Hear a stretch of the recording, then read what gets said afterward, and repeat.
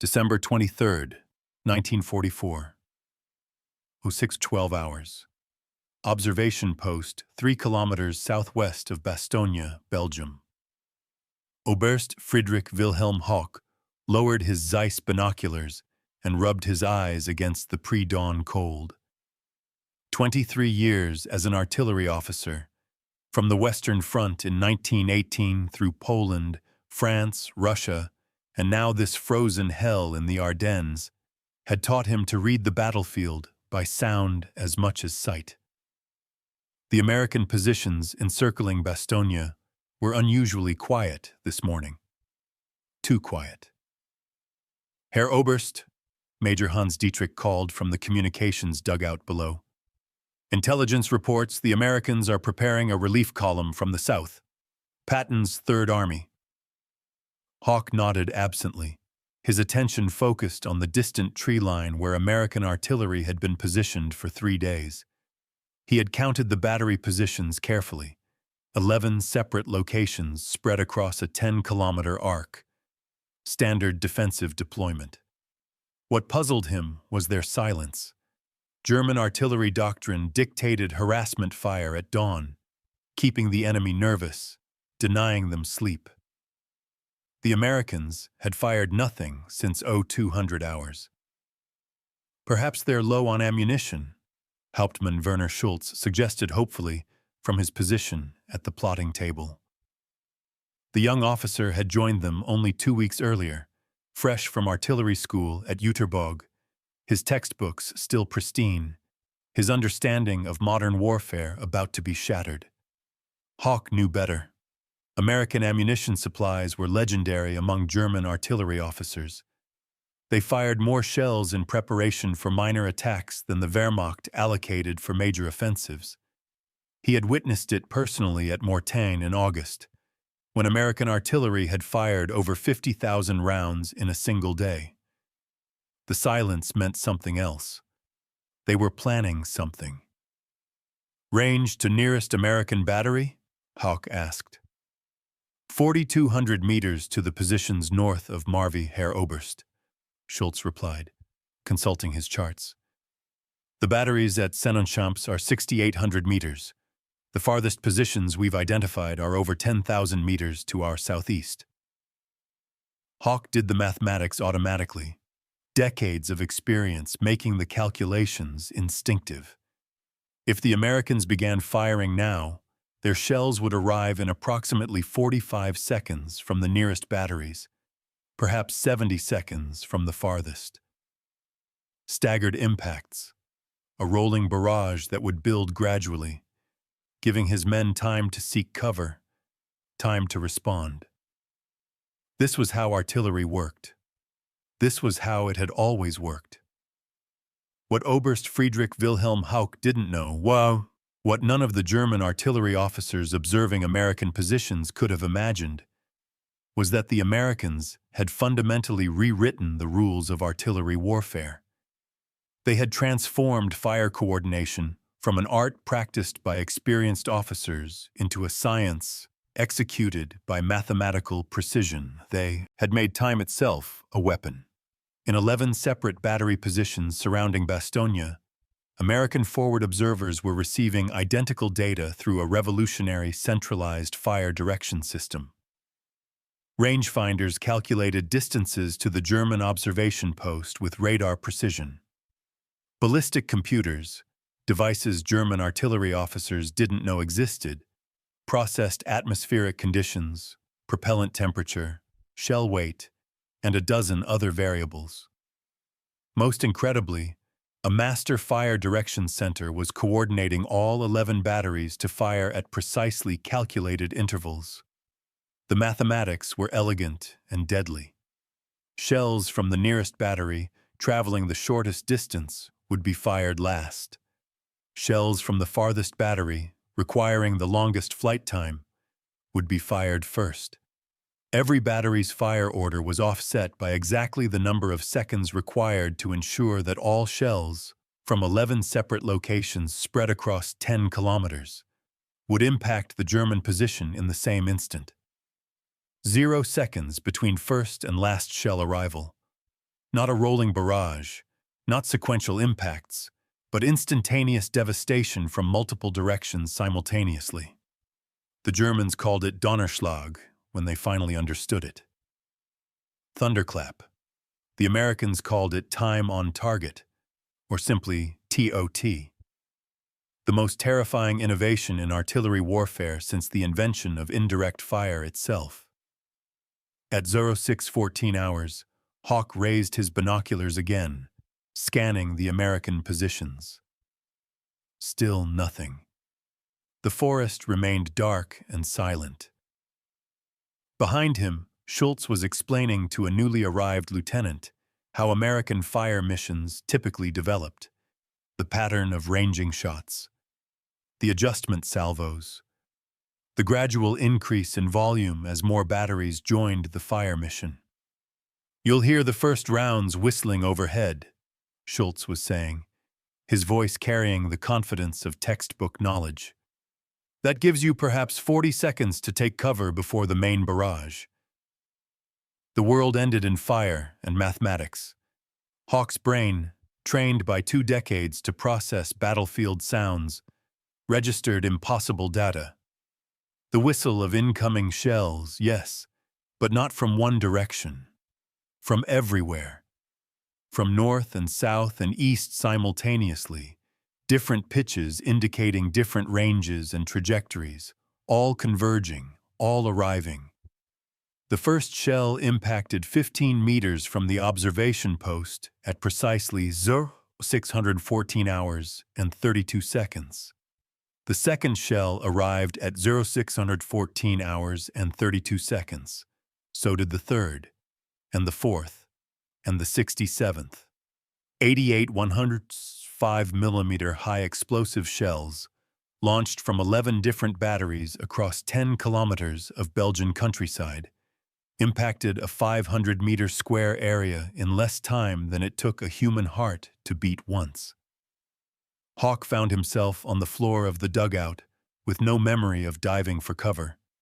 His ears rang with a pitch that drowned out all other sound. Schultz was screaming something, but the words were lost in the ringing. Through the observation slit, Hawk could see his forward positions simply cease to exist. Not destroyed gradually, not suppressed progressively, but erased instantaneously. The communications trench that had connected the observation post to the main line had become a crater. The machine gun position that had anchored their right flank was smoking debris. The ammunition bunker, reinforced concrete that had survived Russian artillery at Kursk, was gone, transformed into a hole in the earth 40 feet across. And then silence. Complete, absolute silence, as though the universe itself was stunned by what had just occurred. Dietrich pulled himself up from where he'd been thrown against the communications equipment. Blood ran from his nose. "Herr Oberst, what? How did they?" Hauck couldn't answer because he didn't know. His mind was trying to process the impossible. Multiple batteries, separated by kilometers, firing in perfect synchronization. No ranging shots, no adjustments, no warning. Just instant, catastrophic accuracy from multiple directions simultaneously. "They couldn't have coordinated that," Schultz said, his voice shaking.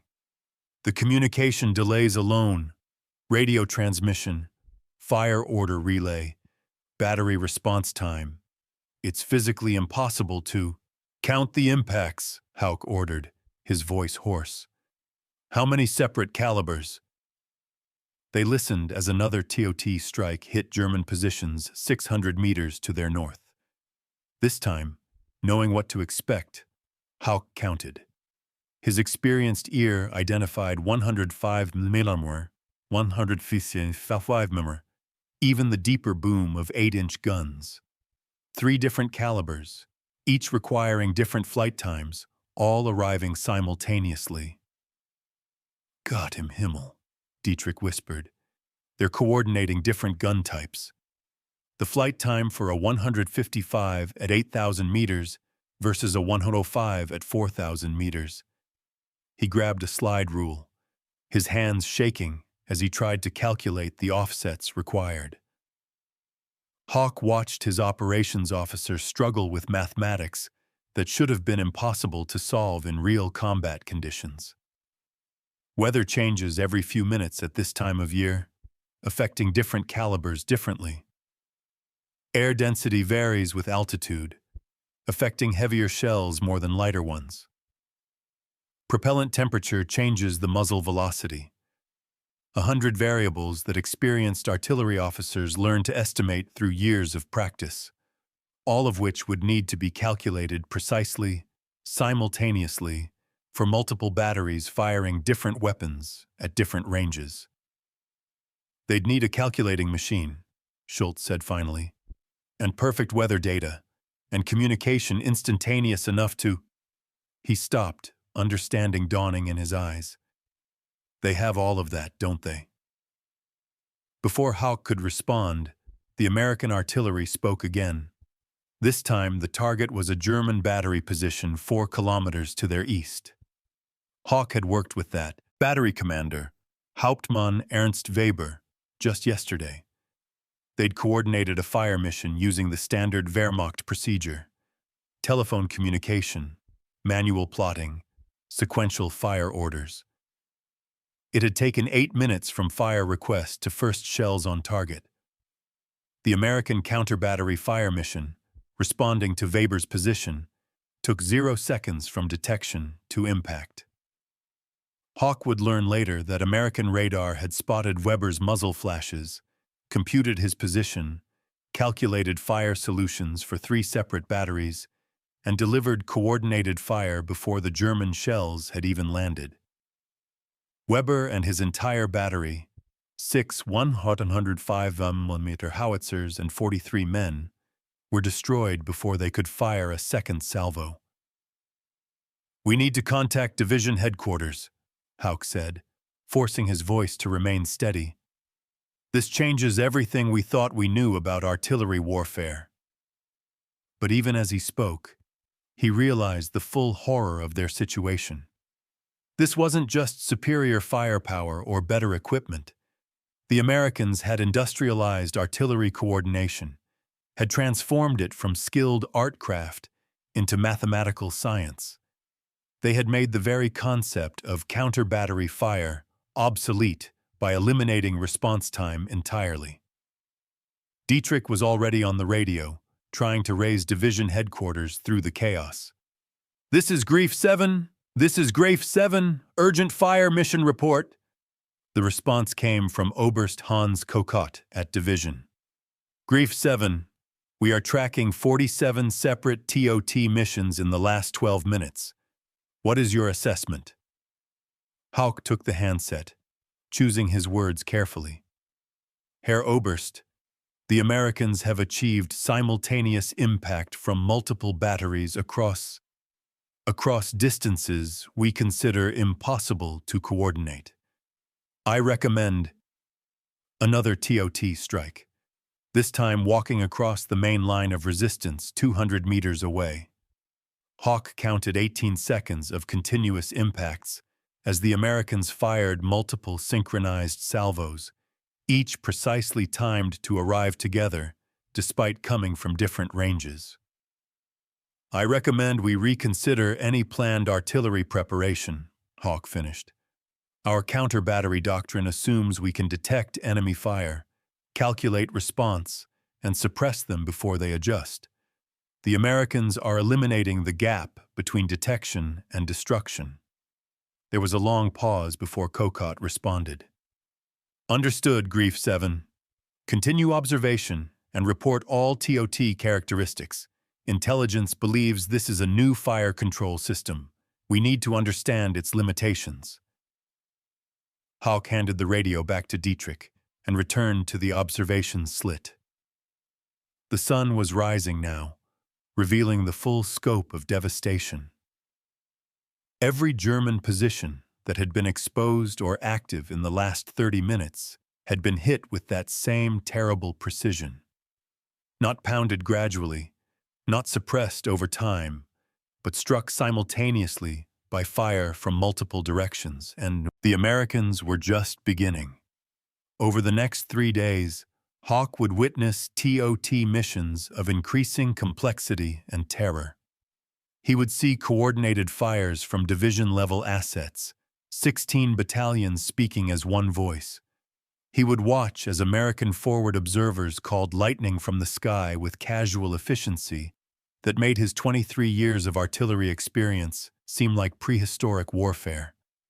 But in this moment, at 06:23 hours on December 23, 1944, with his ears still ringing and his forward positions smoking ruins, Oberst Friedrich Wilhelm Hauck understood one terrible truth. The Americans hadn't just improved artillery tactics. They had transformed time itself into a weapon.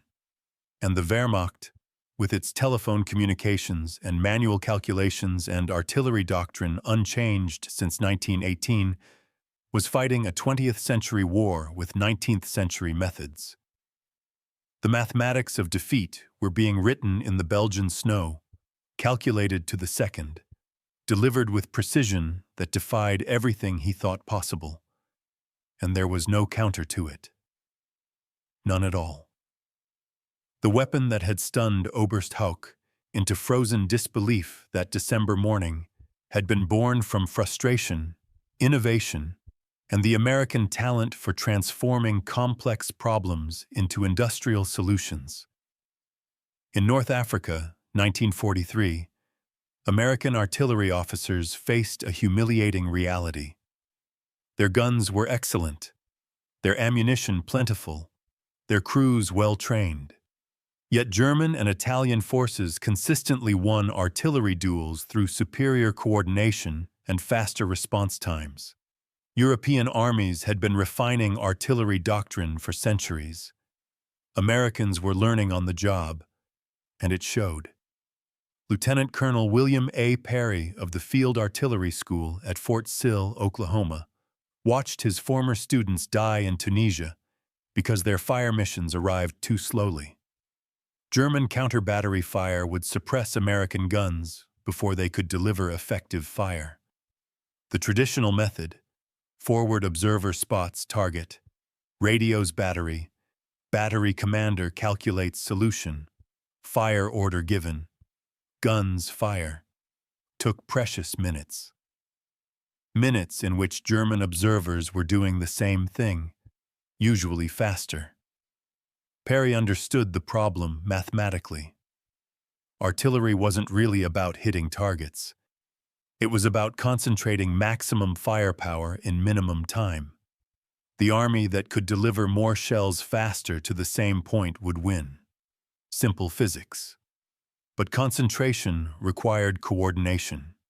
Getting multiple batteries to fire on the same target simultaneously demanded precise calculation of different flight times, different ranges, different gun characteristics. German artillery officers did this through years of training and intuitive feel developed across multiple wars. Americans, entering their first major conflict, lacked that experience. "So we'll calculate it," Perry told his staff in May 1943.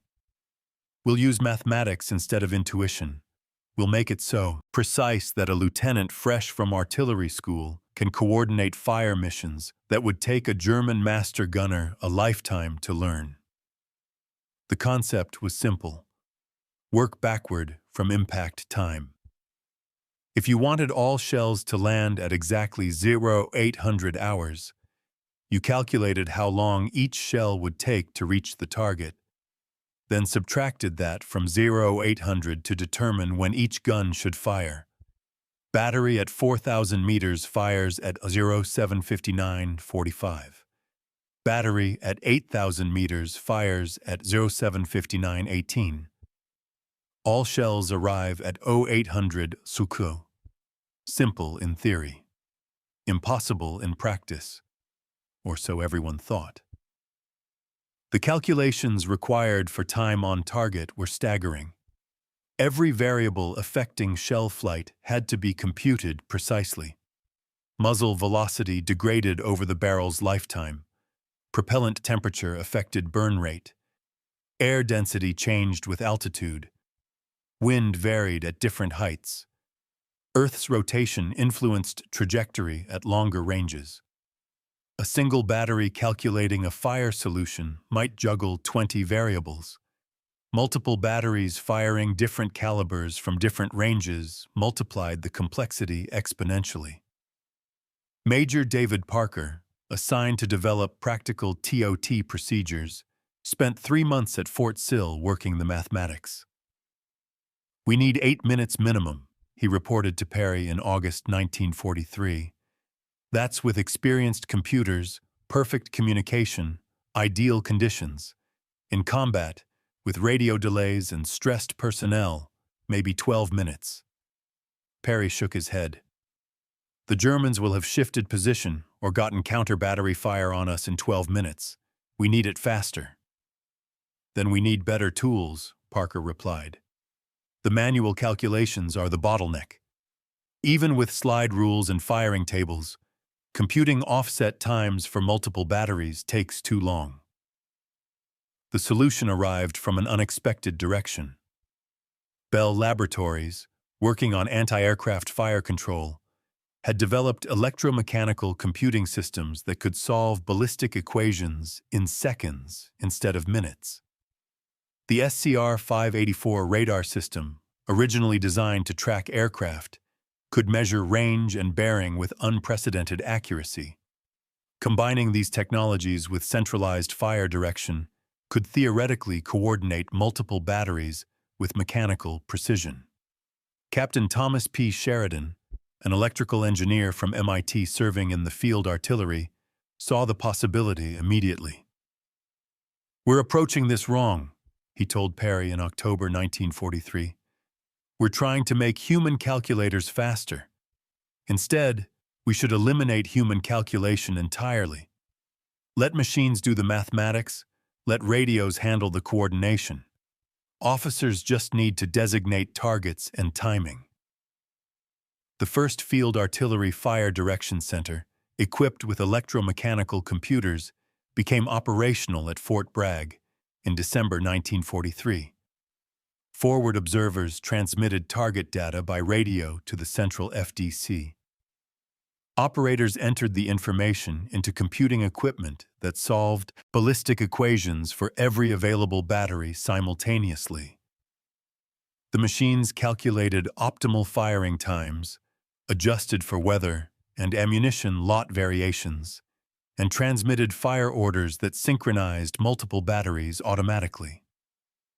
In testing, the system reduced coordination time from 12 minutes to 90 seconds. More incredibly, accuracy improved dramatically.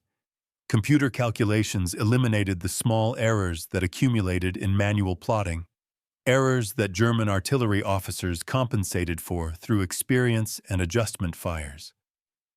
"It's like comparing a craftsman making a watch by hand to an assembly line," Sheridan wrote in his report to the War Department. "The craftsman might make a better individual watch, but we can make 10,000 watches that all work identically, and we can make them faster than he can make one."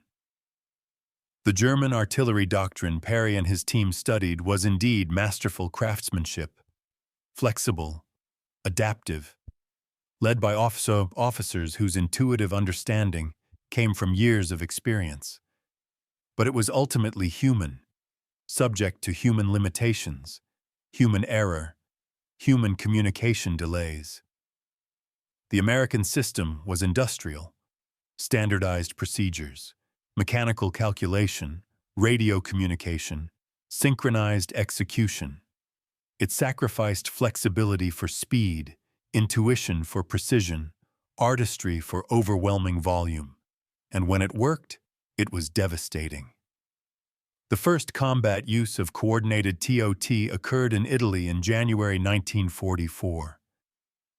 The 34th Infantry Division stalled before German positions in the mountains north of Cassino, called for fire support on a German strongpoint. 6 American artillery battalions, 24 guns ranging from 105 mm to 155 mm, fired a synchronized TOT mission. Forward observer Lieutenant James Morton watched through binoculars as the German position simply disappeared in a perfect simultaneity of explosions. 1 second it was there, he reported. The next second, it was smoke and dust. No build-up, no adjustment, just instant destruction from every direction at once. German survivors, interrogated later, described their confusion. "We heard no warning shots," an Obergefreiter from the 94th Infantry Division stated. "Usually, American artillery begins with ranging fire, then adjustment, then the full barrage. We had time to take cover. This time, there was nothing, then everything at once.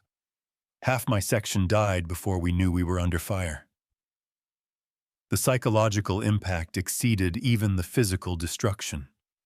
Traditional artillery gave soldiers precious seconds of warning, the whistle of incoming rounds, time to dive for cover, time to prepare mentally. TOT eliminated that grace period. One instant you were safe.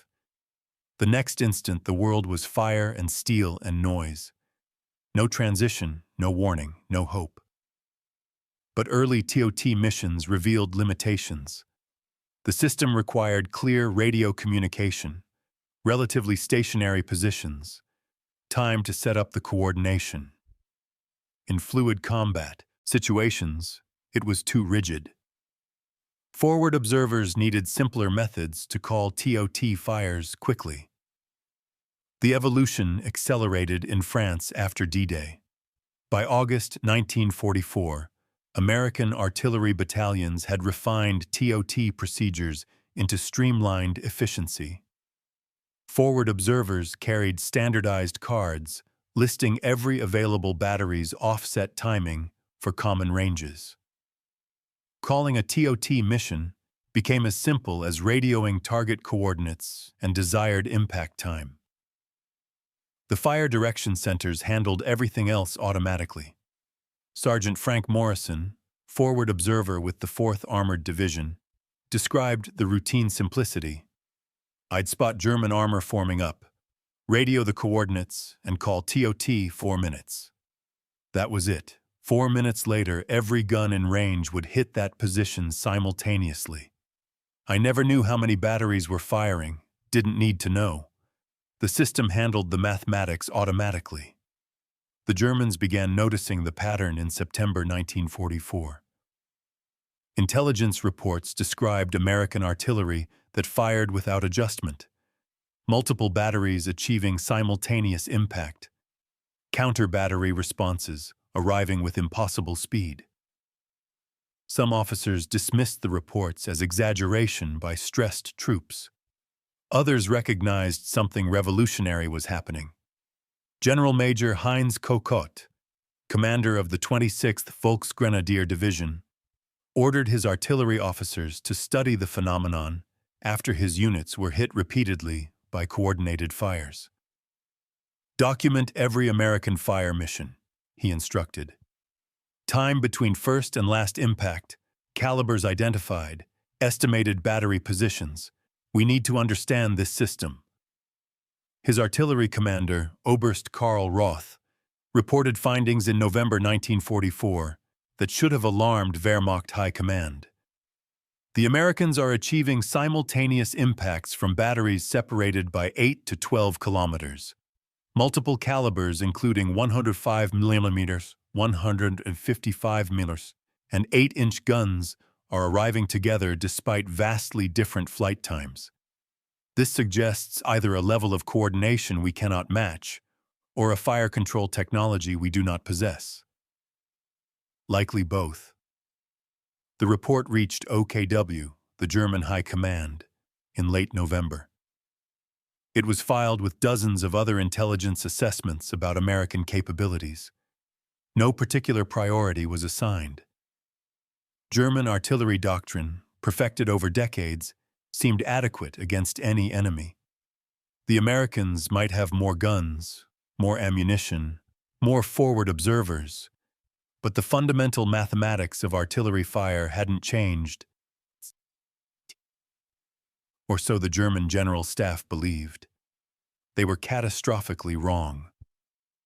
The fundamental mathematics hadn't changed, but American industry had mechanized those mathematics, had transformed artillery coordination from an officer's art into an industrial process. What took German artillery officers 12 minutes of skilled calculation now took American machines 90 seconds of automatic processing. By December 1944, as German forces massed for the Ardennes offensive, American artillery units had achieved a level of coordination efficiency that would have seemed like science fiction to First World War gunners.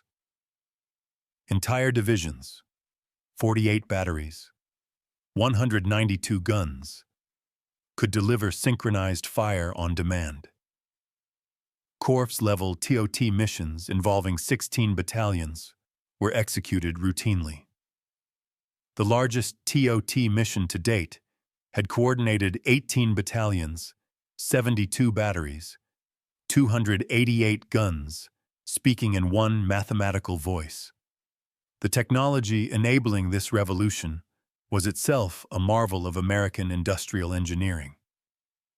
The SCR-584 radar system, produced by Western Electric at the rate of 500 units monthly, gave forward observers the ability to range targets with meter-level accuracy out to 40 kilometers. The M9 Director, an electromechanical computer built by Bell Labs, solved differential equations in real time, adjusting fire solutions continuously as atmospheric conditions changed. But perhaps most important was the radio network. American artillery units communicated through FM radio systems that provided clear, interference-resistant transmissions. Forward observers, battalion fire direction centers, and division artillery headquarters maintained constant contact. Information flowed instantly across distances that would require couriers or telephone lines in the Wehrmacht. Captain Heinrich Weber, a German signals officer captured in October 1944, described his shock at captured American radio equipment. They have individual radios for forward observers, each weighing less than 15 kilograms, with range exceeding 10 kilometers. Our forward observers must use field telephones with vulnerable wire lines, or rely on couriers. The Americans coordinate artillery by voice, in real time, while we are still laying telephone cable. The organizational structure supporting TOT was equally revolutionary. American artillery doctrine centered on mass and flexibility. Any forward observer could call on any available artillery asset within range.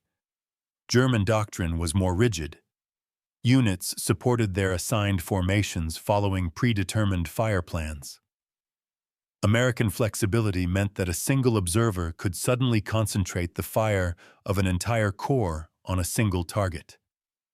The famous fire-on-call system transformed artillery from pre-planned support into an on-demand weapon system. But the human element remained crucial. The machines calculated, the radios transmitted, but American forward observers developed an almost artistic skill in applying TOT fires. They learned to sense when German formations were vulnerable, when to call lightning from the sky, when a synchronized strike would break an attack or shatter a defense. Lieutenant Robert Hammond, who called over 200 TOT missions during the war, described the feeling. You develop a sense for the perfect moment. German infantry massing for assault, armor concentrated before an attack, supply columns in open ground. That's when you call TOT, not to destroy them gradually, but to erase them instantly, to break their will with mathematical precision. The physical destruction was terrible, but the psychological impact was worse. They never knew when the hammer would fall. As Christmas 1944 approached, this perfected system of industrial artillery coordination would face its greatest test in the frozen forests of the Ardennes, where desperate German forces would discover that American artillery had become something beyond traditional military capability. It had become the mechanized voice of industrial warfare, speaking in mathematics that admitted no defense, no counter, no hope. The Wehrmacht was about to receive an education in what happened when American industrial methods met the ancient art of artillery warfare. The lesson would be devastating, delivered in synchronized thunder that turned time itself into a weapon. Oberst Friedrich Wilhelm Hauck spent the afternoon of December 23rd attempting something he would have considered routine just 12 hours earlier: coordinating counter-battery fire against American artillery positions. His observation post, hastily relocated after the morning's TOT strike, now occupied a reinforced cellar in the village of Seibret, 4 kilometers west of Bastogne. Major Dietrich had set up the communications equipment, while Hauptmann Schultz plotted known American battery positions on the situation map. 13 separate locations identified through muzzle flash observation and sound ranging.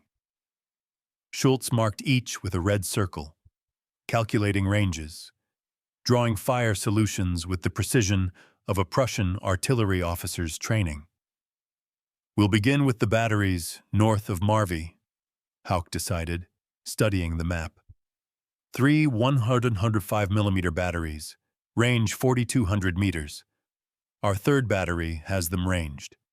Fire for effect, then shift to the Sennenchamp's positions. It was textbook counter-battery doctrine, practiced by artillery officers since Napoleon. Identify enemy guns, calculate fire solution, suppress them before they could shift position or respond. Simple, proven, effective. Dietrich transmitted the fire mission to Hauptmann Weber's battery, the same Weber whose position had been destroyed that morning. His replacement, Oberleutnant Karl Fischer, acknowledged receipt. "Understood, Graf 7. Calculating fire solution now."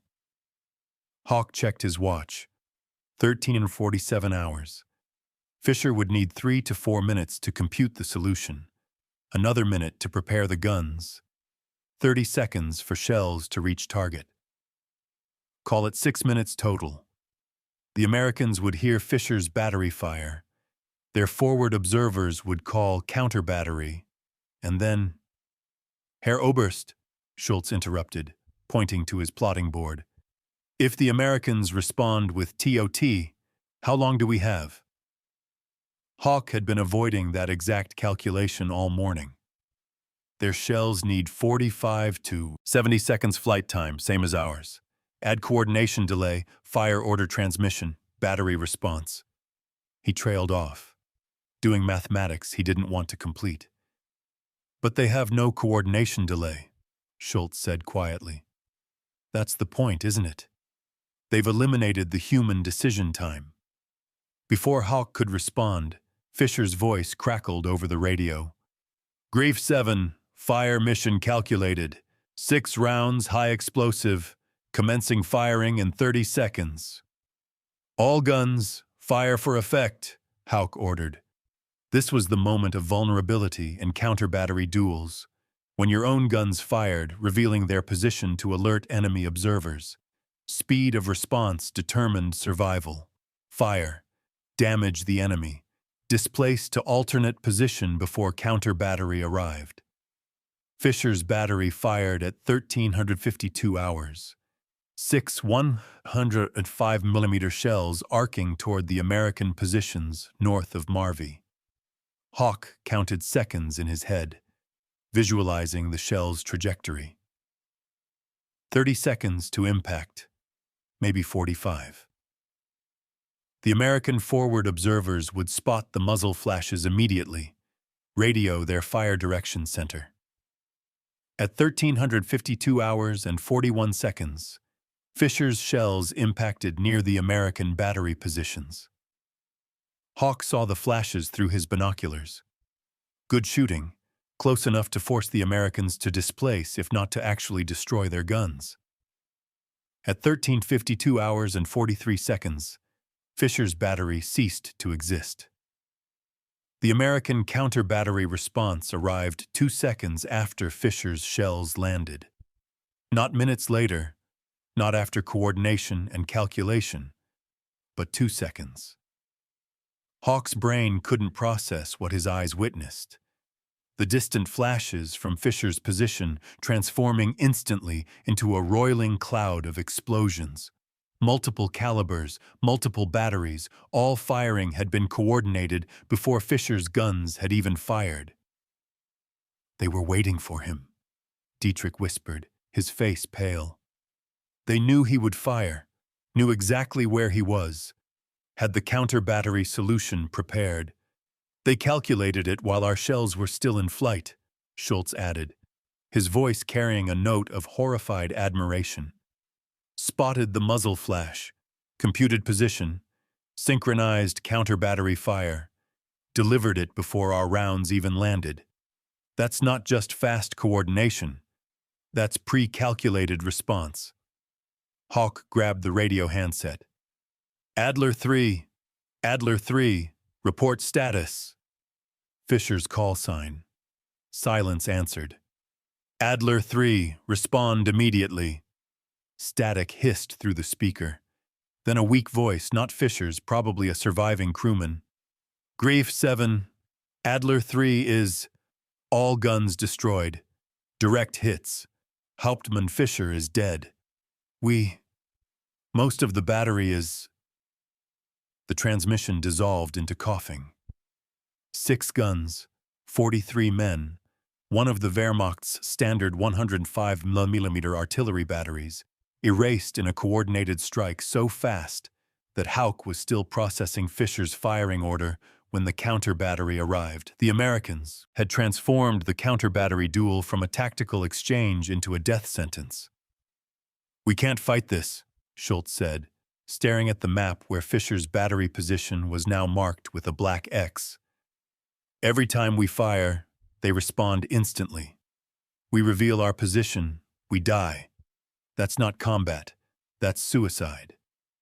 Hawk wanted to argue, wanted to find some tactical solution, some doctrinal answer from his 23 years of experience. But Schultz was right. The fundamental arithmetic of counter-battery warfare had changed. The Wehrmacht doctrine assumed mutual vulnerability. We can see them when they fire. They can see us. Whoever responds faster wins. But faster had always meant minutes, time enough for experienced officers to coordinate, to calculate, to decide. The Americans had reduced response time to seconds, had eliminated the human decision loop entirely through mechanical coordination. Their forward observers didn't need to think, didn't need to calculate. They spotted muzzle flashes, transmitted coordinates, and computers did the rest automatically. Machines synchronizing fire from multiple batteries, while German officers were still reaching for their slide rules. New doctrine, Hauck announced, forcing his voice to remain steady. All batteries, no counter-battery missions until further notice. Displacement after every fire mission, new position before the Americans can respond. We fire, we move, we survive. But even as he gave the order, Hauck recognized the implications. Artillery that displaced constantly couldn't provide sustained fire support. Guns that fired and fled couldn't suppress enemy positions effectively. The Americans had forced the Wehrmacht artillery into a purely defensive posture through sheer speed of response. At 14:23 hours, Hauck received orders from division headquarters to support an attack by the 26th Volksgrenadier Division against American positions at Sibret itself, the village his observation post now occupied. General Major Cocotte wanted a 10-minute artillery preparation, rolling barrage advancing ahead of the infantry, standard German assault doctrine. Hauck studied the attack plan with growing dread. 10 minutes of sustained fire meant his batteries would be stationary, vulnerable, perfect targets for American counter-battery. The moment his guns opened fire, American forward observers would call TOT strikes on every revealed position simultaneously. "Herr Oberst," Dietrich said carefully, "if we fire a sustained preparation, the Americans will destroy our batteries before the infantry even attacks." "I know." Hauck grabbed his field telephone, calling through to Kokot's headquarters. "Herr General Major, I must recommend against sustained artillery preparation. American counter-battery response is—" "I am aware of American capabilities, Oberst," Kokot interrupted. "I am also aware that my infantry cannot attack prepared positions without artillery support. Your batteries will provide 10 minutes of preparation beginning at 1500 hours. That is an order." Hauck replaced the telephone receiver slowly. Schultz and Dietrich were watching him, waiting. 23 years in the artillery, and it had come to this. Choosing which of his remaining batteries to sacrifice, knowing that sustained fire was a death sentence. "All batteries," Hauck transmitted. "Fire mission to follow. 10-minute preparation, high explosive and smoke. Begin at 1500 hours. All batteries execute displacement to alternate positions immediately after firing final round. Priority speed over precision." The acknowledgments came back from 5 surviving battery commanders, their voices carrying varying degrees of resignation. They understood what was being asked. Fire, knowing counter-battery would arrive. Displace quickly enough to survive, or die in place. At 1500 hours precisely, 20 German 105mm and 150mm guns opened fire on American positions around Seebrit. The barrage was impressive by Wehrmacht standards. 200 rounds in the first minute, building to sustained fire that walked across the American lines with the precision of experienced gunners. Hauck counted 37 seconds before the American response began. The first TOT strike hit Oberleutnant Brenner's battery at 1500 hours and 37 seconds. The second strike destroyed Hauptmann Vogel's position at 1500 hours and 38 seconds.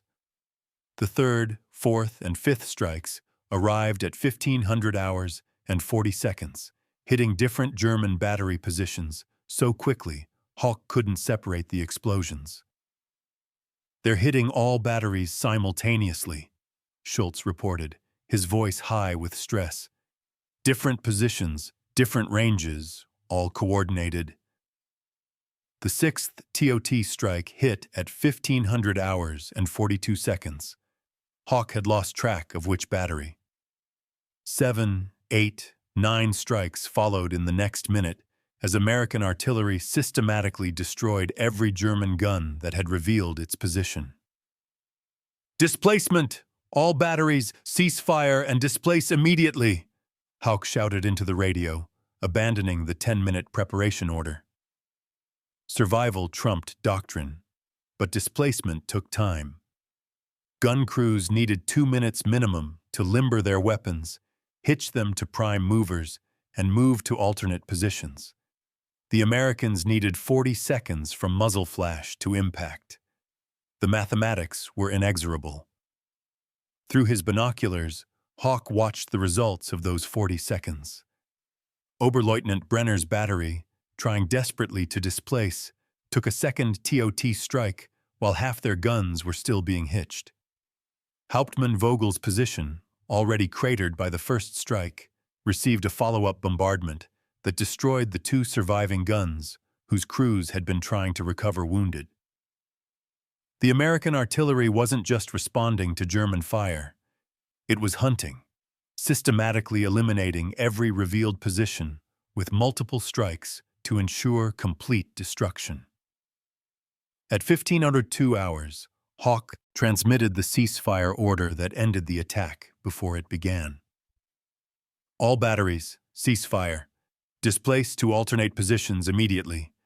Infantry attack postponed.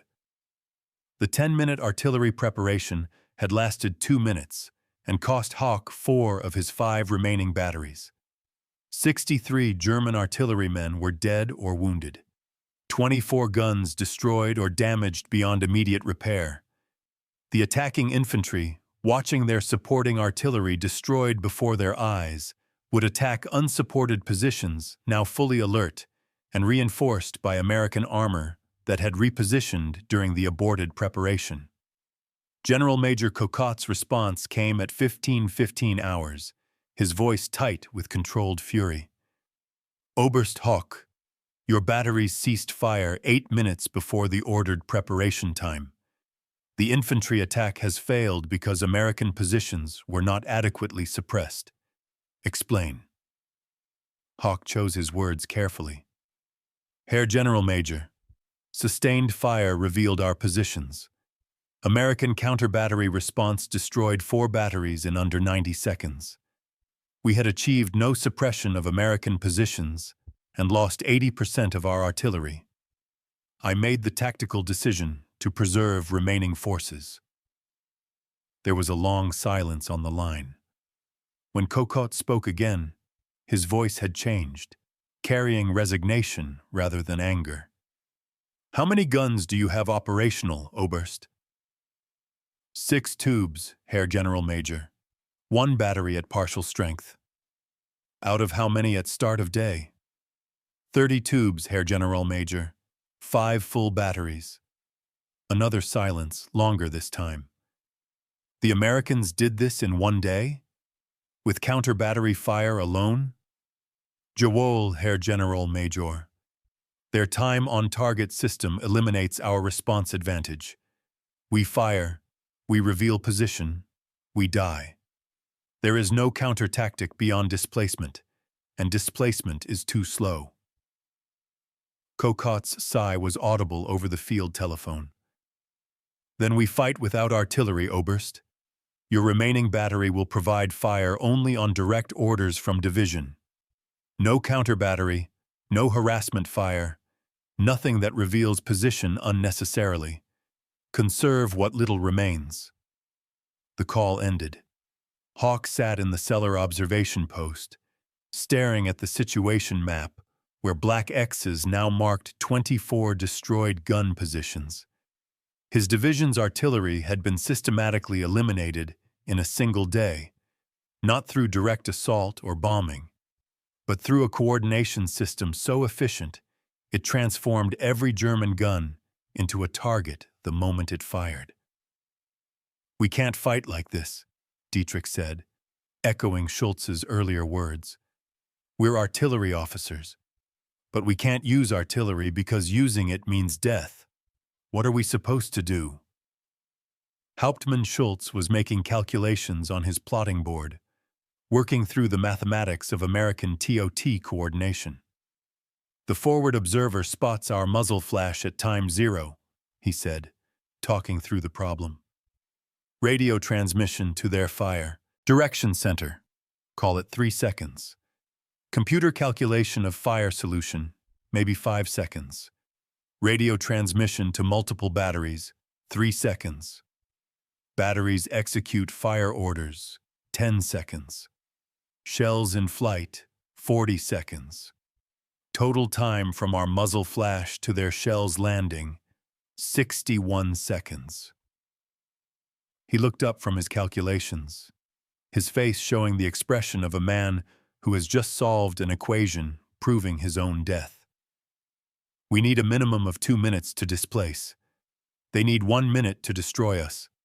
The mathematics allow no survival, none at all. Unless we never fire, Dietrich added quietly. Perfect survival, perfect irrelevance. Hauck stood, needing to move, needing to think. He climbed the cellar stairs to the ruined first floor of the house, looking out through shattered windows toward American positions. Somewhere out there, American forward observers were watching, waiting. American fire direction centers were processing data from radar sets and weather stations. American batteries were standing by, ready to deliver synchronized fire on any German position foolish enough to reveal itself. It was mathematically perfect, industrially efficient, and absolutely devastating. The Americans hadn't just improved artillery tactics. They'd mechanized the entire fire coordination process, had transformed it from an officer's art into an automated system that executed faster than human decision-making allowed. And the Wehrmacht, still relying on telephone communications and manual calculations and officer experience, was being systematically destroyed by enemies who had eliminated the human element from fire coordination. At 1647 hours, just as winter twilight was falling, Hawk witnessed the ultimate demonstration of American TOT capability. A German armored column, moving to reinforce positions east of Bastogne, was caught in the open by American forward observers. The TOT strike that followed involved not just artillery, but also American fighter bombers, all coordinated to arrive simultaneously. The artillery created a box of fire around the column, north, south, east, west, all barriers of exploding steel arriving in the same instant. While German tank commanders were still processing the artillery strike, American P-47 Thunderbolts rolled in from the west, their bombs and rockets timed to arrive 5 seconds after the artillery. The armor, forced to halt by the surrounding artillery fire, became stationary targets for the aircraft. "They're coordinating air and artillery," Schultz whispered, watching through binoculars. "Different weapons, different platforms, different speeds, all arriving in sequence like a symphony. How is that even possible?" Hauck didn't answer because he had no answer. The Americans had achieved a level of joint coordination that Wehrmacht doctrine didn't even contemplate. Artillery to fix the enemy in place, aircraft to destroy them while they were pinned, all timed with machine precision, all delivered with industrial efficiency. The German column, 12 Panzer IVs, 8 half-tracks, perhaps 200 men, was destroyed in less than 3 minutes. The Americans expended roughly 400 artillery shells, 20 aircraft sorties, and achieved complete annihilation of a reinforced company. A German officer attempting the same mission would have required 30 minutes of preparation time. Coordination between artillery and Luftwaffe liaison officers, sequential attacks allowing the enemy time to respond. The Americans had compressed 30 minutes of coordination into 3 minutes of synchronized destruction. "This is what happens when industrial methods meet warfare," Hawk said quietly, more to himself than his staff. "They've mechanized the coordination process, removed human delays, eliminated decision time, automated everything that can be automated. What remains is just mathematics, ballistic equations solved by machines, timing executed by radios, destruction delivered by tons of steel moving at precise velocities." Dietrich lowered his binoculars, his face showing the expression of a man witnessing something beyond his comprehension. "We can't match this, can we? Even if we had the same guns, the same ammunition, we couldn't coordinate like this. We don't have the radios, the computers, the organizational structure. We're still fighting with methods from the last war." "From the last century," Schultz corrected. "Our doctrine hasn't fundamentally changed since 1918. Better guns, better ammunition, better optics, yes. But the basic process, forward observer, fire direction officer, manual calculation, sequential coordination, that's unchanged. The Americans skipped ahead 30 years in coordination technology while we refined what we already knew." Hawk understood now why his morning observation post had been hit with such devastating precision. The Americans didn't need to adjust fire, didn't need ranging shots, didn't need the gradual approach of traditional artillery. Their radar gave them exact range. Their computers solved the equations, their radios coordinated multiple batteries, and their doctrine emphasized overwhelming firepower over careful conservation. It was the difference between European craft tradition and American mass production. The Wehrmacht artillery was still an officer's art, practiced by skilled professionals who had trained for years. American artillery had become an industrial process, executed by standardized procedures that any competent operator could follow. And in the arithmetic of industrial warfare, mass production always defeated individual craftsmanship, overwhelming quality through sheer quantity, burying skill under tons of precisely coordinated fire. As darkness fell over the Ardennes on December 23, 1944, Oberst Friedrich Wilhelm Hoch made his final report to division headquarters. His artillery, which had begun the day with 30 guns and 5 batteries, now consisted of 6 tubes and perhaps 40 surviving crewmen. The American counter-battery system had achieved in 12 hours what weeks of conventional warfare might have accomplished. The Americans have made artillery warfare impossible, he concluded his report. We cannot counter-battery because they respond faster than we can displace. We cannot provide sustained fire support because sustained firing reveals our positions. We cannot coordinate multiple batteries because they systematically destroy any position we reveal. Recommend withdrawal of all remaining artillery to positions beyond American counter-battery range. The recommendation was denied. The Wehrmacht needed artillery, however futile, however doomed. So Hoch's surviving battery would continue firing missions, continue revealing their position, continue dying by mathematics they couldn't match, and coordination they couldn't counter.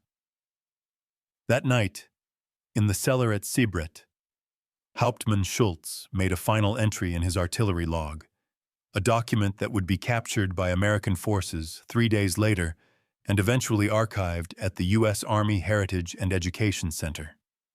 23 December 1944. American time-on-target system has rendered conventional counter-battery doctrine obsolete. Estimate 80% battery losses due to coordinated counter-fire. Response time from enemy muzzle flash to impact on our positions. Approximately 40 seconds. Time required for battery displacement.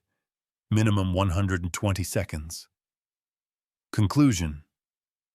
Mathematics permit no survival.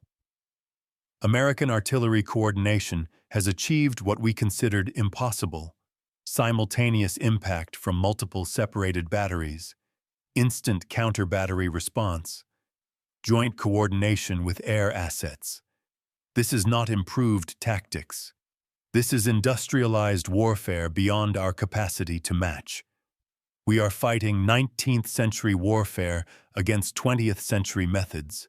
The outcome is predetermined. The pencil strokes were steady, the handwriting precise, the conclusion mathematically certain. Hauptmann Schultz would die 4 days later when his battery fired a support mission, and American counter-battery arrived 42 seconds later. The mathematics had given their answer, calculated to the second, delivered with industrial precision. The lessons learned at Bastogne spread through American artillery units with the speed of radio transmission. What had begun as experimental coordination became standardized doctrine. By January 1945, every American artillery battalion in Europe had refined TOT procedures into routine operations executed with assembly line efficiency. Major General Troy Middleton, commanding 8th Corps during the Ardennes battle, witnessed the transformation firsthand.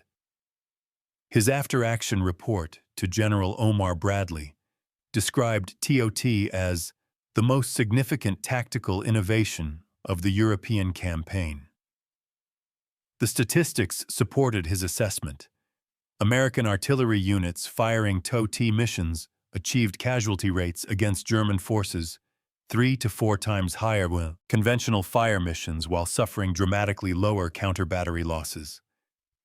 The German response evolved through desperate innovation and ultimate futility. General Oberst Alfred Jodl, Chief of Operations at OKW, received comprehensive reports on American TOT capabilities in early January 1945. His directive to artillery commanders attempted to salvage something from the mathematical nightmare.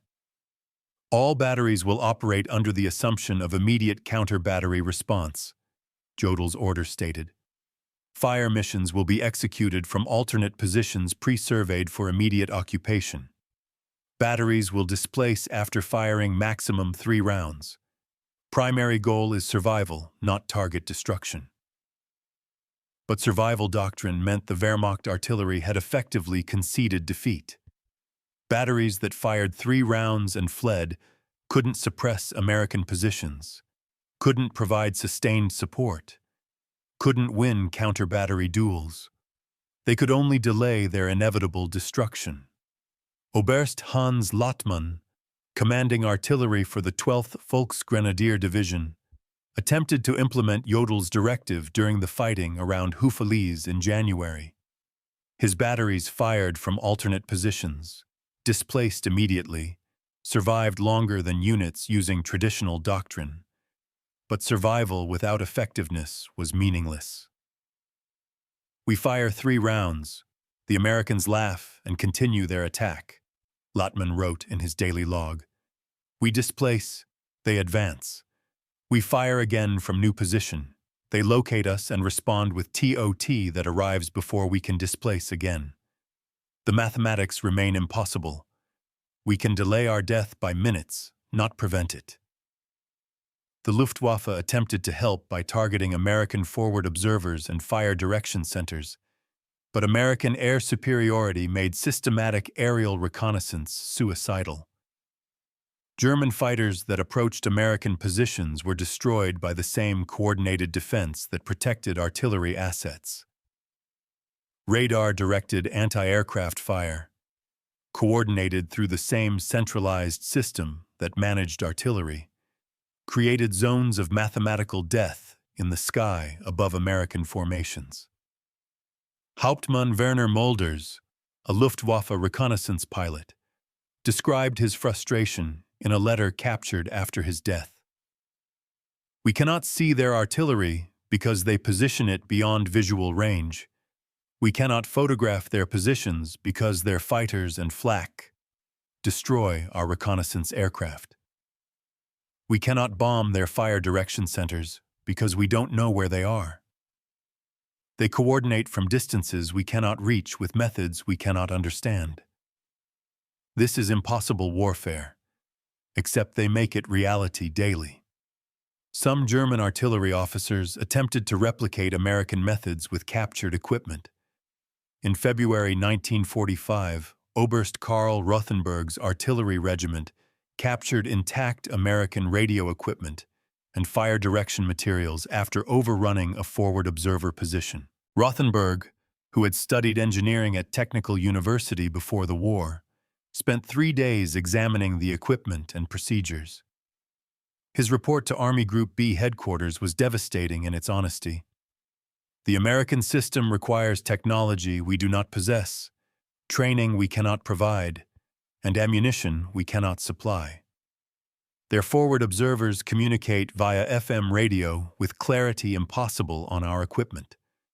Their fire direction centers use electromechanical computers we have never developed. Their standardized procedures assume unlimited ammunition supply. Most fundamentally, their doctrine is built on overwhelming material superiority, accepting ammunition expenditure we would consider criminal waste. We cannot replicate this system because we lack the industrial capacity to support it. But even as German artillery died by mathematics, American TOT evolved into increasingly sophisticated applications. The coordination that had synchronized multiple batteries expanded to coordinate entire corps artillery, hundreds of guns speaking in one calculated voice.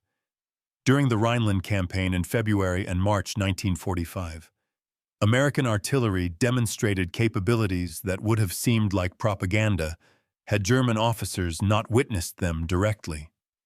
Forward observers routinely called TOT missions involving 24 to 36 batteries. Division artillery officers coordinated sequential TOT strikes that walked across German positions in precisely timed waves, each wave arriving as the previous one lifted.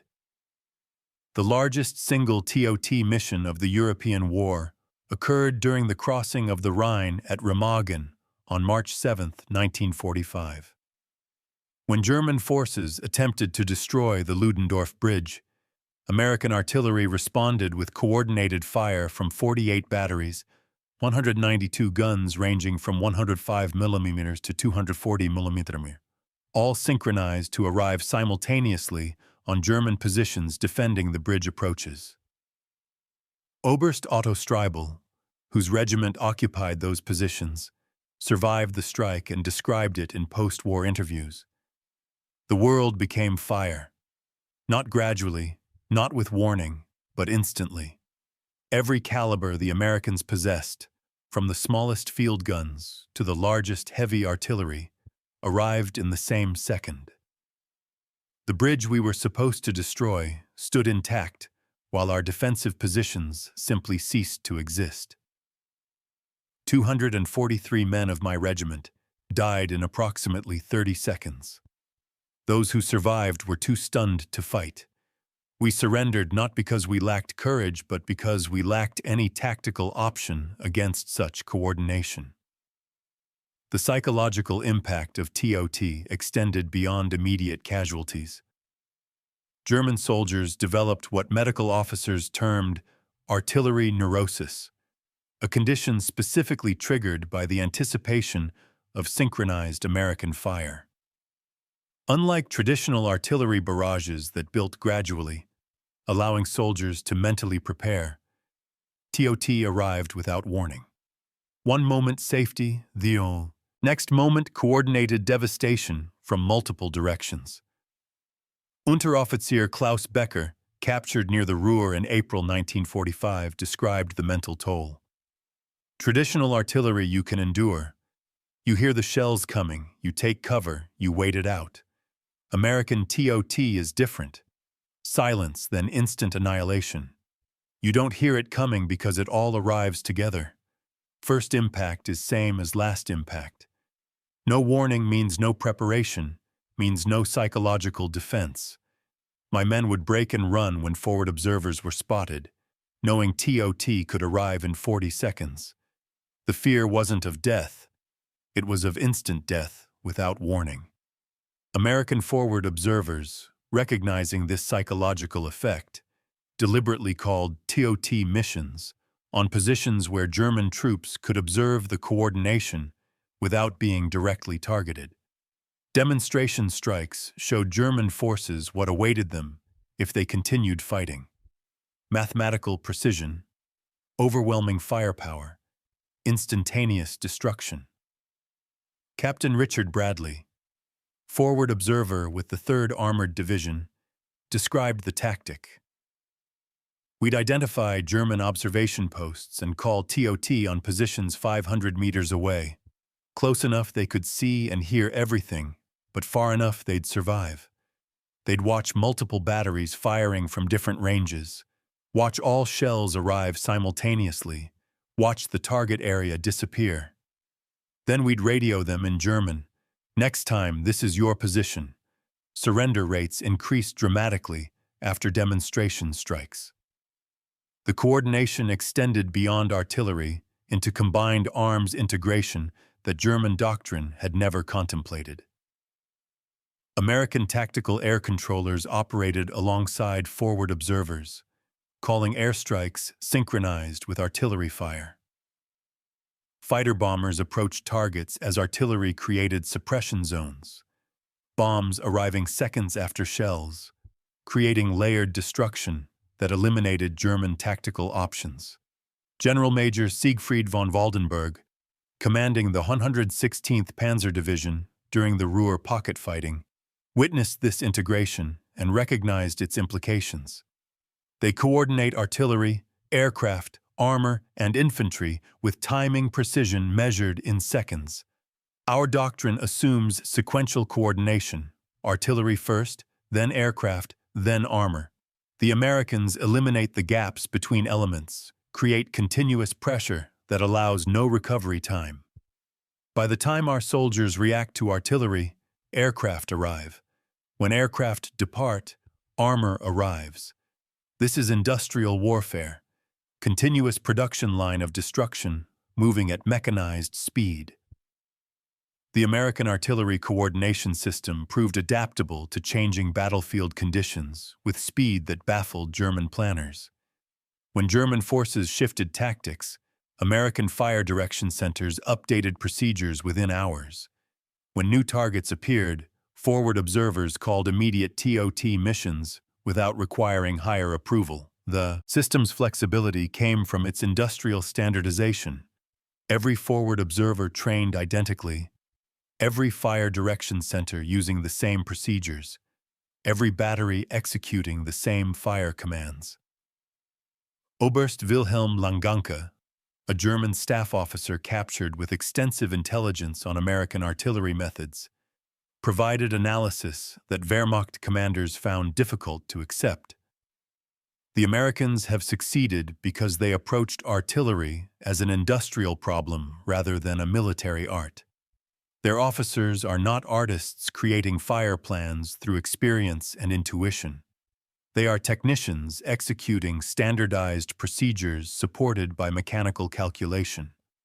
This should make them inflexible, but instead, it makes them adaptable because any technician can execute the procedures regardless of individual skill. He continued, "Our artillery depends on experienced officers whose judgment comes from years of training. When we lose those officers, capability collapses. American artillery depends on systems and procedures that any trained operator can execute. When they lose personnel, replacements maintain capability because the system carries the knowledge, not individuals. We built in craftsman's workshop. They built a factory. Factories always defeat workshops through sheer production volume. As German forces collapsed in April 1945, American artillery missions became less about destruction and more about demonstrating the futility of continued resistance.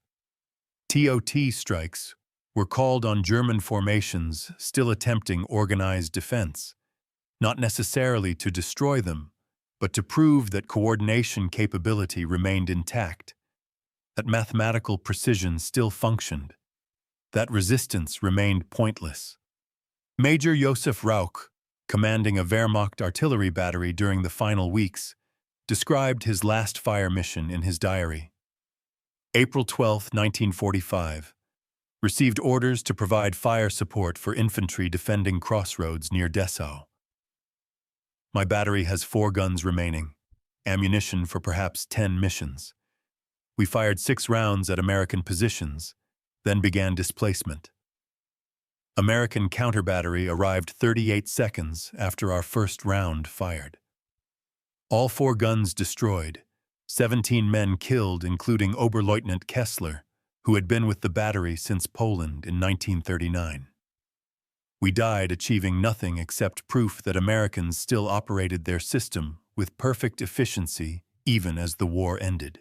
The mathematics never changed. We could not counter them in December, could not counter them in April. Industrial superiority proved absolute. The Italian campaign saw parallel development of TOT tactics adapted to mountainous terrain. American artillery officers discovered that synchronized fires in mountain warfare could achieve effects impossible with conventional methods.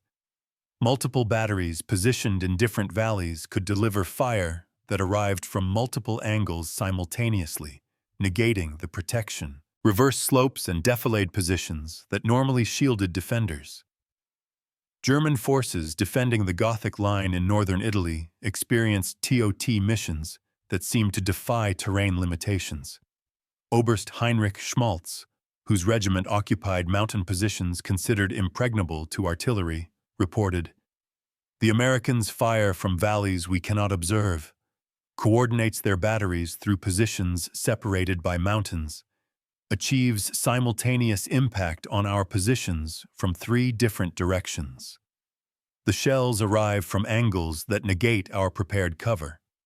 What should be our strongest defensive positions become death traps because they provide no protection against fire arriving from multiple vectors simultaneously." In the Pacific Theater, American artillery units developed TOT tactics specifically for island warfare. The compressed distances and need for rapid fire support made synchronized coordination even more critical. Marine and Army artillery batteries supporting the Okinawa campaign routinely delivered TOT missions with response times under 30 seconds from fire request to impact. Japanese artillery officers, accustomed to careful ammunition conservation and deliberate fire planning, found American methods incomprehensible.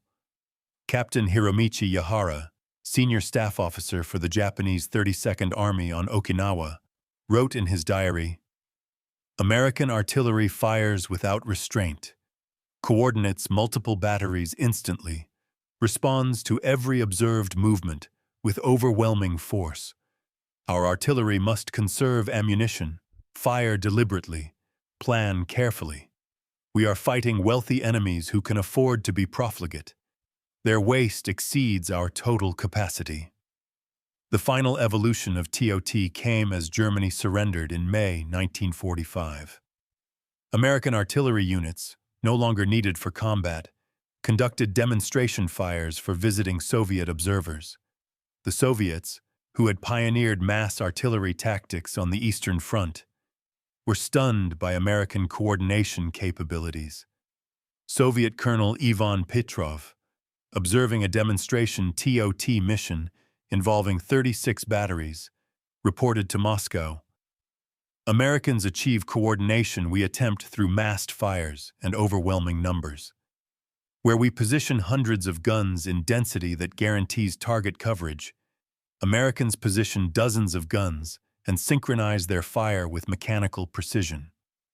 Both approaches achieve destruction, but American method requires far less artillery to achieve similar effects. This is typical of their warfare, technological solutions replacing mass solutions." German artillery officers, imprisoned and awaiting repatriation, were shown footage of American TOT demonstrations as part of re-education programs. The reactions ranged from professional admiration to personal devastation. These men had spent careers mastering artillery tactics, had studied at the finest military academies in Europe, had commanded batteries and battalions with skill that earned them decorations and promotions, and they had been systematically defeated by enemies who mechanized what Germans considered an officer's art. General Major Wolfgang Pickert, a distinguished artillery commander captured in the Ruhr, watched demonstration footage and provided analysis that American interrogators found remarkably objective. "We believed artillery excellence came from officer training, tactical flexibility, and operational experience.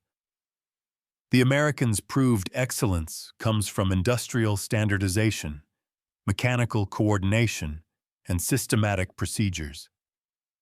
We were right that skilled officers could achieve remarkable results. They proved that standardized systems could achieve better results more consistently with less skilled personnel. In hindsight, their approach was obviously superior, but we couldn't see it because it contradicted everything we had been taught about military excellence." The final statistics of American artillery operations in Europe validated the TOT doctrine comprehensively. Artillery units using TOT methods achieved 73% reduction in counter-battery casualties compared to conventional methods, 30% increase in target destruction per round fired, 89% reduction in time from fire request to rounds on target, 85% increase in successful counter-battery missions. But beyond statistics, TOT had achieved something more profound. It had transformed artillery from supporting arm to dominant weapon system, had made coordination into killing power, had turned mathematics into lethality. The Wehrmacht artillery, which had begun the war as one of the most skilled artillery forces in history, ended it unable to fire without expecting immediate destruction, unable to coordinate what Americans coordinated routinely, unable to compete against enemies who had mechanized the very art German officers had spent lifetimes mastering. As American artillery battalions stood down in May 1945, their forward observers had called thousands of TOT missions. Their fire direction centers had coordinated millions of rounds. Their batteries had delivered synchronized fire with precision that made time itself a weapon.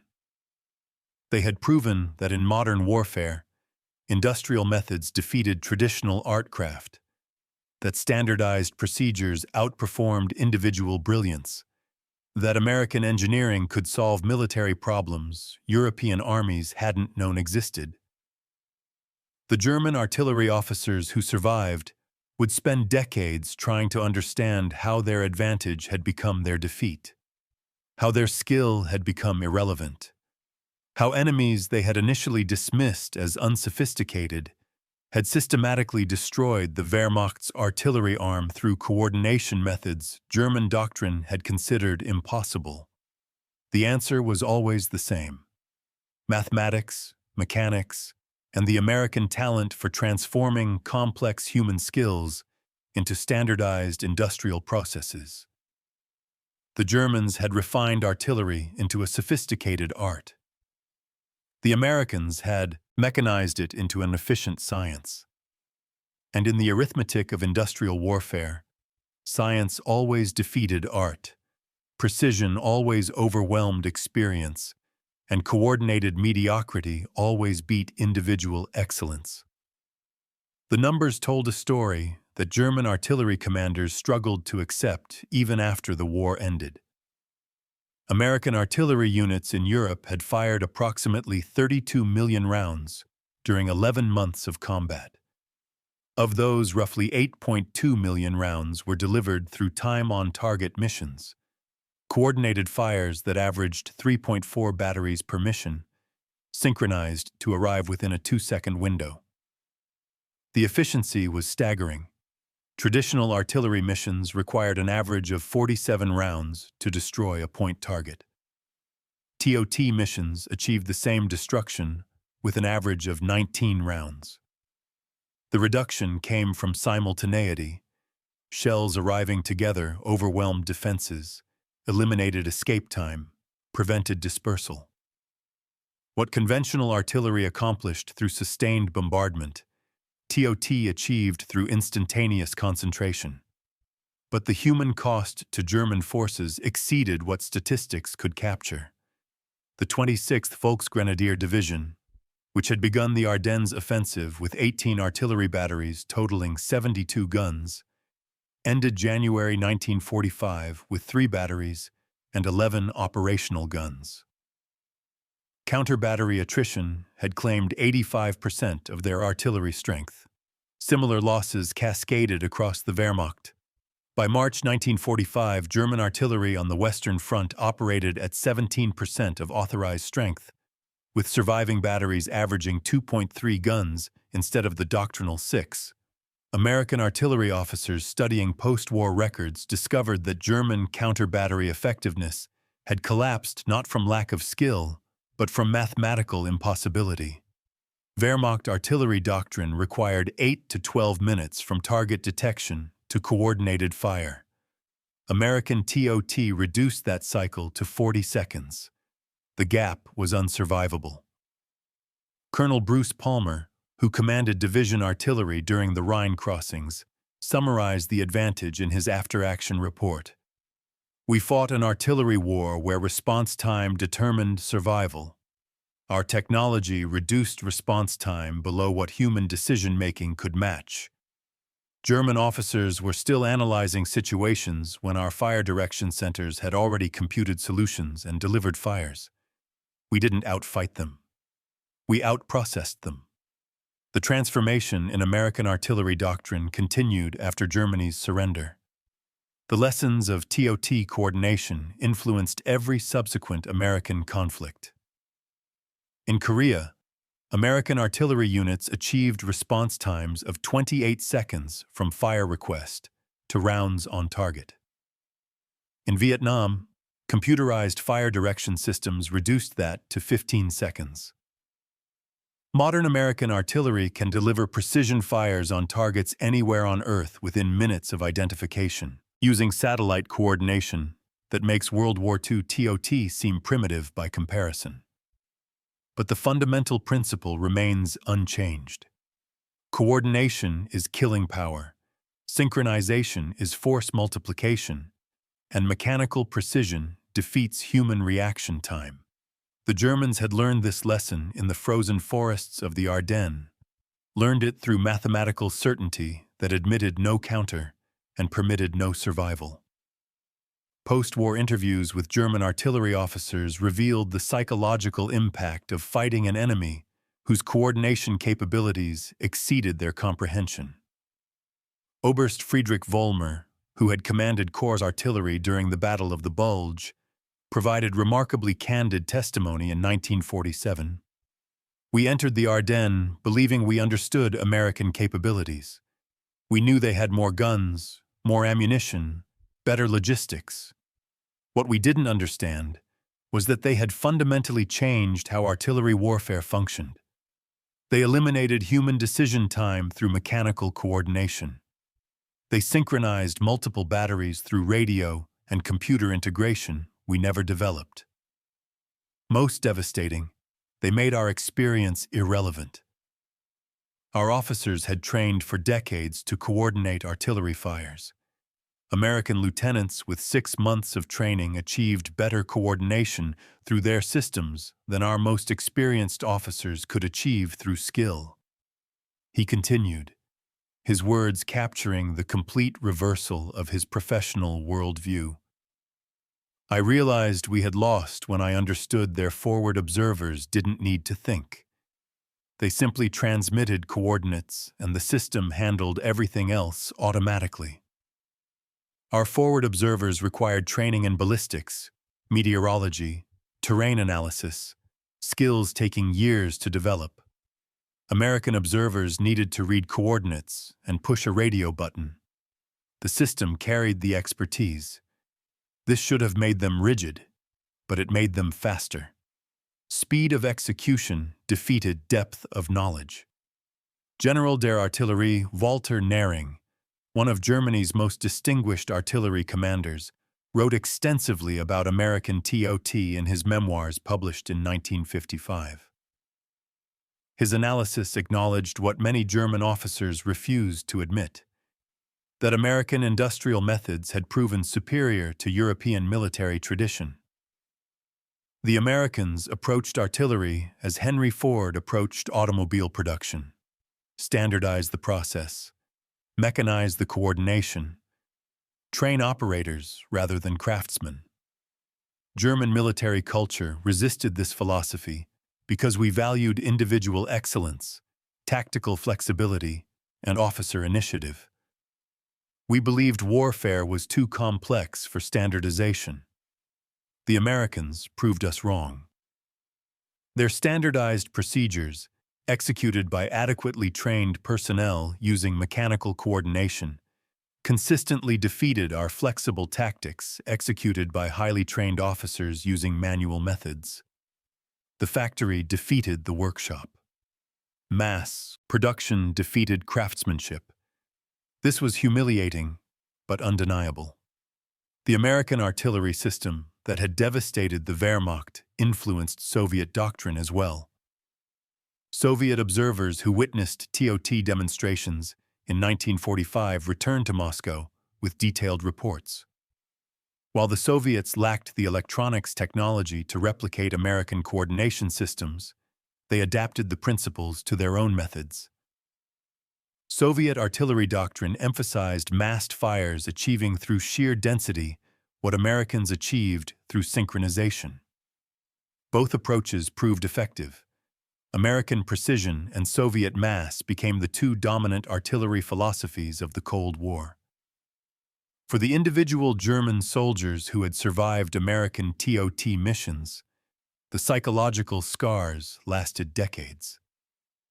Veterans groups in the 1960s and 1970s reported that former Wehrmacht soldiers could still experience physical reactions to certain sounds: the whistle of incoming shells, the rumble of distant explosions, the distinctive crack of American 155mm guns. But the trigger that caused the strongest reactions was silence, the absolute quiet that preceded TOT strikes, the moment when American artillery ceased harassment fire and prepared for synchronized devastation. "Traditional artillery you learn to live with," explained Werner Schultz, who had served with the 26th Volksgrenadier Division at Bastogne. Harassment fire, random shells, sporadic bombardments. These became background noise. You developed a sense for when shells would land near you, when you were in danger. TOT was different. The silence before the strike was worse than the strike itself, because you knew what was coming, but couldn't predict when. Complete silence meant they were calculating, coordinating, preparing to erase your position from existence. The fear was anticipation without relief. American forward observers who had called hundreds of TOT missions described their own psychological journey. Captain James Morton, who had observed from the cellar in Seibrit as German artillery was systematically destroyed, reflected in a 1984 interview, "We knew what we were doing to them. Every TOT mission meant German artillerymen died before they could respond, before they could fight back, before they had any chance at all. It wasn't combat, it was execution by mathematics. Some of us struggled with that. But then we remembered they had started this war, had bombed cities, had invaded peaceful countries, had committed atrocities across Europe. Our job was to end the war as quickly as possible, and TOT did that. The coordination that killed them so efficiently also saved American lives by destroying German combat power faster than conventional methods could. Mathematics had no morality. Neither did war. The technological legacy of TOT coordination extended far beyond artillery. The fire direction systems, radar integration, radio networks, and centralized coordination that made TOT possible influenced development of modern C3I, command, control, communications, and intelligence, systems that now manage all military operations. The principle that information dominance enables tactical superiority, proven by American artillery in 1944 to 1945, became fundamental doctrine for modern warfare. Companies like Bell Laboratories and Western Electric, which had developed the computing and communication systems enabling TOT, used that expertise for commercial applications. The same electromechanical computers that solved ballistic equations evolved into the digital computers that transformed modern civilization. The radio networks that coordinated artillery fires influenced development of modern telecommunications. The centralized coordination systems that synchronized multiple batteries became templates for managing complex operations across all industries. The American talent for transforming military requirements into industrial solutions, proven so devastatingly in artillery coordination, continued driving technological advancement through the Cold War and beyond. The country that had mechanized artillery coordination went on to mechanize everything else: command and control, logistics management, intelligence processing, strategic planning. The factory logic that had defeated German craftsmanship in artillery was applied systematically to every aspect of modern warfare. By the 1980s, when American and German artillery veterans met at reunions. The old antagonisms had faded into professional respect. Former enemies discussed tactics and technology with the objectivity of scholars analyzing history. But one conversation, recorded at a 1985 reunion in Munich, captured the enduring impact of TOT on those who had experienced it. Oberst Friedrich Wilhelm Hauck, now 78 years old, sat across a table from Colonel Bruce Palmer, who had commanded American division artillery in the Rhine crossings. They had never met in combat, but both had participated in the artillery duel that defined the Battle of the Bulge. "I have a question that has troubled me for 40 years, Hauck said, speaking careful English. "That morning at Bastogne, December 23rd, when your artillery first demonstrated what we came to call Donnerschlag, the coordination was perfect. Every shell arrived in the same instant from batteries I had identified as separated by 10 kilometers. How long had you been developing this capability?" Palmer smiled, understanding the question's significance. The system was operational in Italy by January 1944, but the principles were developed at Fort Sill in 1943. The computing technology came from Bell Labs' anti-aircraft research.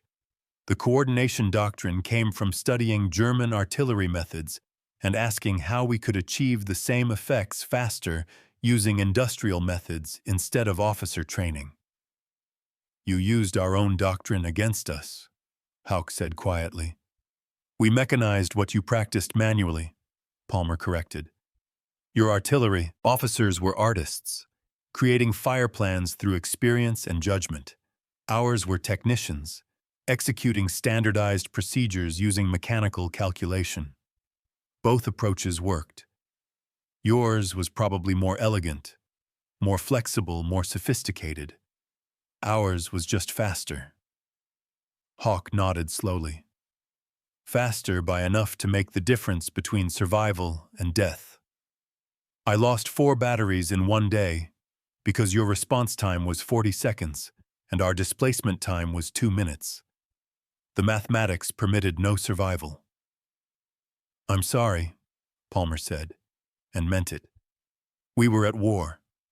The coordination that killed your men also saved mine, but I have always respected German artillery officers. Your skill was exceptional. Our technology was just overwhelming." "That is the lesson, yes?" Hauck replied. "Technology defeats skill when the technology eliminates the opportunity to apply skill. Your fire direction systems coordinated faster than our officers could think. Your mechanical precision exceeded our human capability. We were still fighting an artisan's war, while you had industrialized coordination into a production process." Palmer considered this, then nodded. "That's probably the most accurate assessment I've heard. We didn't develop TOT to be elegant or sophisticated. We developed it to deliver maximum firepower in minimum time using systems that any trained operator could execute. It was artillery designed by engineers, not officers. Maybe that's why it worked so well." The two old soldiers sat in silence for a moment, veterans of a war that had ended 40 years earlier, but whose lessons remained relevant. Finally, Hauck spoke again. "Tell me truthfully, Colonel Palmer, if we had possessed your technology, your radios, your computers, your coordination systems, would the outcome have been different?" Palmer thought carefully before answering. "Honestly, no. The technology required industrial capacity to produce and maintain. It required training infrastructure to operate.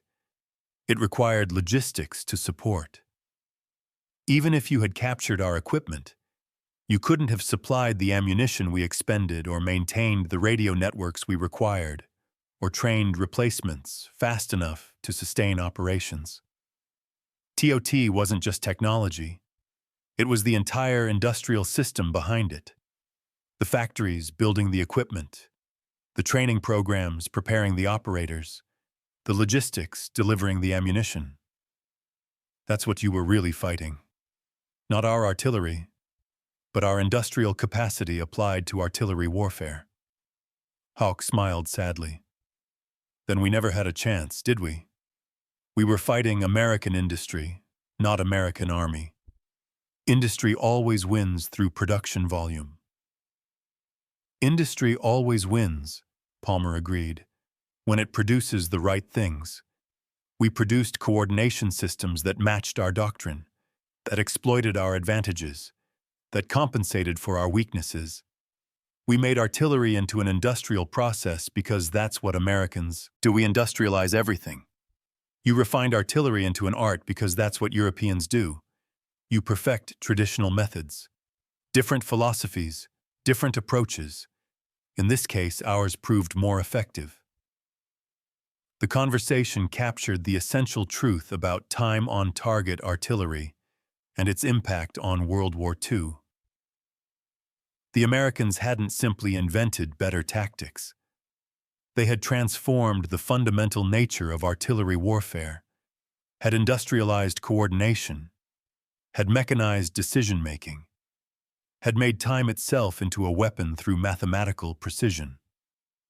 And the Germans, for all their tactical skill and operational experience, had no counter to mathematics. They couldn't displace faster than physics allowed, couldn't coordinate faster than radio transmitted, couldn't calculate faster than machines computed. They fought with human excellence against mechanical precision, and precision won because machines didn't tire, didn't hesitate, didn't make errors.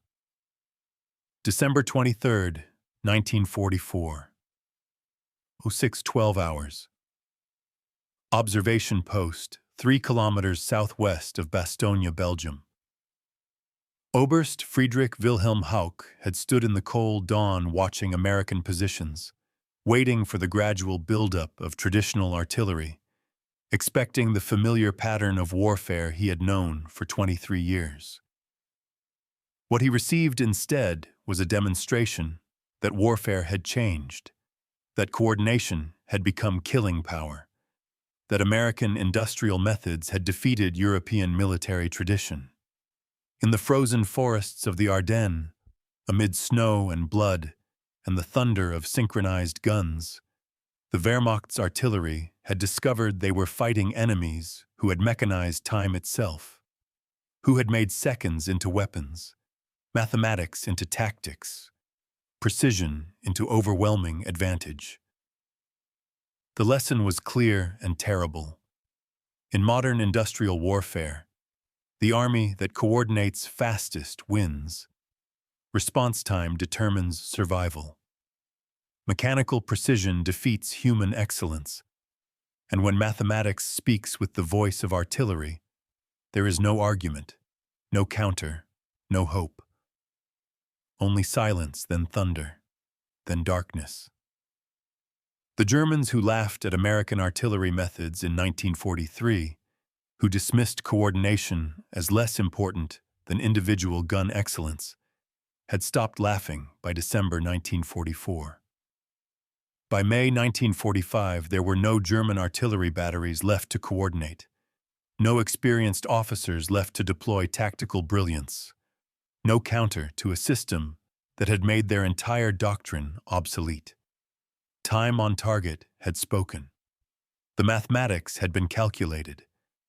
And the Wehrmacht artillery, for all its skill and experience and training, had been defeated by enemies who made coordination into science, who industrialized warfare, who proved that American factory logic could shatter European military tradition. 40 seconds from muzzle flash to impact. Mathematics that permitted no survival. Industrial coordination that admitted no counter. This was American artillery warfare. This was how democracy spoke in thunder. If you followed this story to the end, you understand that history is more than dates and battles. It's human beings discovering truths that change everything they thought they knew. This channel is dedicated to bringing World War II narratives that go beyond the surface, exploring the moments when soldiers, engineers, and commanders confronted realities that shattered their assumptions. Every story here is researched from primary sources, built from testimonies and documents, told with the depth and precision these experiences deserve. Subscribe to support this work of historical storytelling. Your subscription helps ensure these stories continue being told the way they should be, with accuracy, detail, and respect for everyone who lived through them.